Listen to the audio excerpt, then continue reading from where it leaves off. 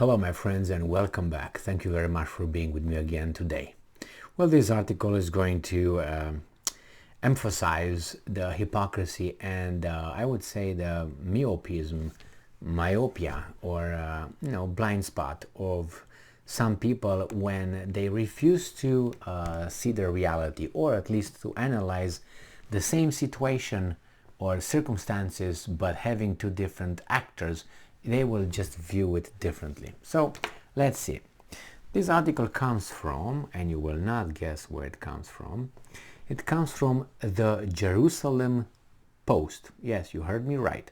And it's from October 29th, 2022, from tomorrow. So I get you in the future. See how lucky we both are? Yeah, because over there is already 29th.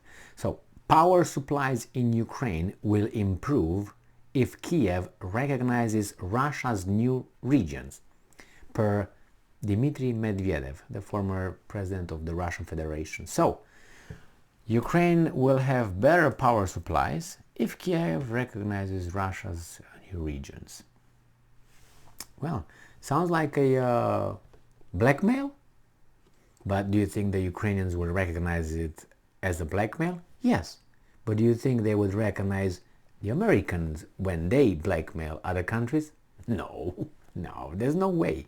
That's what I was talking about. So, former Russian President Medvedev also argued that Ukraine purchasing electricity from Slovakia will lead to more energy price hikes for Ukrainians. I don't know why, but he is not going to go into details. Power supply in Ukraine will be heavily improved should the country officially recognize Russia's new regions, Russian Security Council Deputy Chairman Dmitry Medvedev wrote on the Telegram channel on Friday. And I'm quoting, so be careful here. The path to energy supply stability is different. It is necessary to recognize the legitimacy of Russia's demands within the framework of the special operation, military operation, and its results reflected in our constitution. And then the power will come back on. So you have to recognize the legitimacy of Russia's demands within the framework of the special military operation and its results reflected in our constitution. And then the power will come back on. And we have further here, Medvedev, who was formerly the Russian president, also argued that Ukraine purchasing electricity from Slovakia will lead to more energy price hikes for Ukrainians. That's a double. They already said that. And now we have what Ukraine said about Medvedev's statements.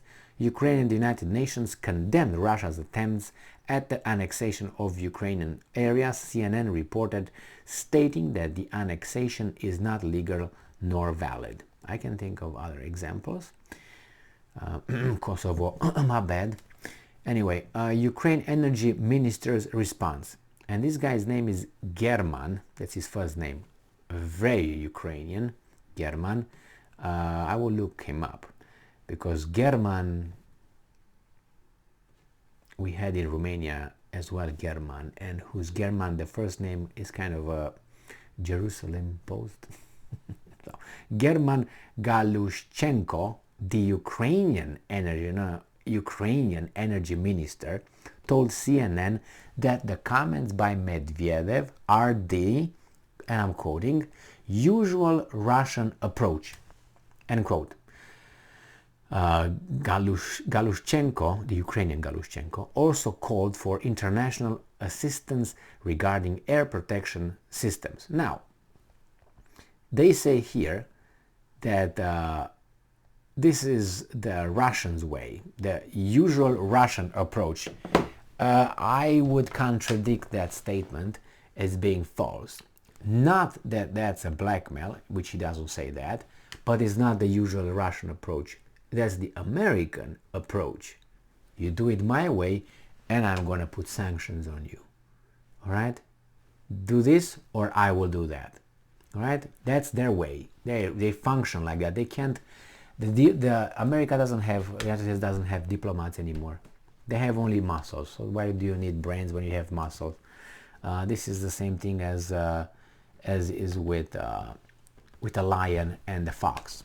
The lion doesn't need brains. He's got the and the claws and the fangs, and that's it. Claws and fangs. The weasel fox doesn't really have that unless it deals with a little squirrel or something, bullshit, small little fucker.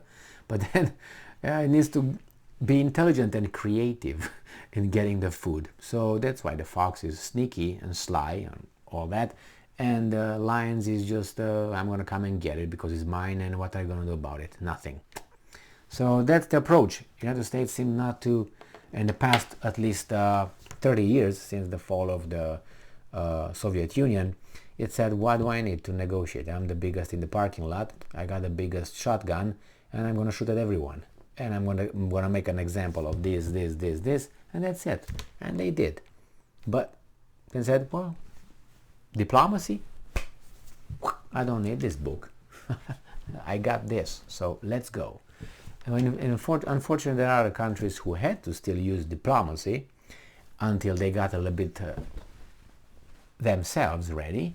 And I'm talking about Russia, I'm talking about India, I'm talking about China. I am very much surprised by these countries' foreign ministers' quality as diplomats. Very much impressed. And I have other two examples, which were part of they're part of the first club, which don't really have power, but they are under the umbrella of the big guy, therefore they have power. It's like that shark with a little fish swimming underneath. That's my analogy when I talk about United States, the big shark, and underneath the belly are not his babies, are just fish that are protected by this guy. Nobody will come closer. And that's Great Britain. France a little bit tries to be more independent, but still under the umbrella of the United States. And definitely Germany and Italy and all the other weasels, But in this case, you have, for instance, the foreign minister of Germany, a very, how should I put it nicely? Unexperienced. See how nice. Unexperienced, infantile. That was not very nice, but that's my assessment. Foreign minister, Annabella Baerbock. Sorry. And then we have the other one below 86 IQ, the former foreign minister of Great Britain. Unfortunately, and then she became prime minister. Unbelievable. Lazy lizard Truss. And unfortunately, she's gone. I miss her stupidity. Anyway, say whatever you want. That's my assessment of her comments. Not I just woke up with a thing and I say, okay, I don't like Lizzie. No, that's not that. Her comments, her statements, her lack of knowledge, and she's over there. I'm going to do this, I'm going to do this. What exactly? How did you get to that conclusion? It doesn't matter. I'm this. All right. So, anyway, Jerusalem Post, right? Tell us about Medvedev, who I don't think is nice what he said at all. But after all, we are at a war where people die, and it's either or. Do not think that the Americans want to just pat the Russians. Come on, we're just going to have a little bit of play a little bit rough, and then we're going to be friends again. No. Those guys are to kill those guys. That's why the whole thing in Ukraine is there, so they can get rid of Russia once and for all. That's been the plan for some time already, if you go like that, and if you want to go back in time. So now they think it's time, try to draw Russia in different areas, try to do it in Caucasus, try to do it in Georgia, obviously, try to do it in Syria, try to do it in Ukraine now, and you got it. Anyway, thank you very much for being with me again today.